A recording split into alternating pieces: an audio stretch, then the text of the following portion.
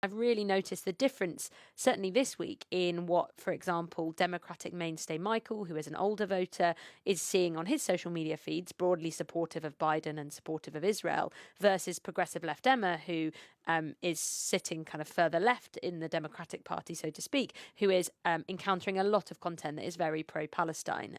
But when you say pro-Palestine, is she encountering content that excuses what the killers did? Some of the videos that she's come across are videos Which is fascinating. that are, yeah, they're kind of speaking to the wider context. A lot of it is about explaining the history of this conflict to younger people who perhaps aren't as aware of what's happened and how this But in a war sense, happened. the thing is, the history of it.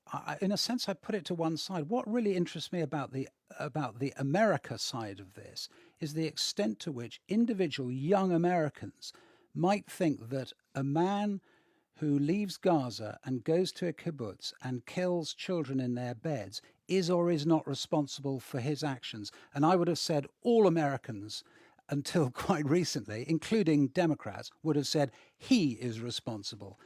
Yes, there's a historical context, but he is responsible for what he did. What fascinates me is the kind of material that you're seeing now that says, no, he's not, because of history.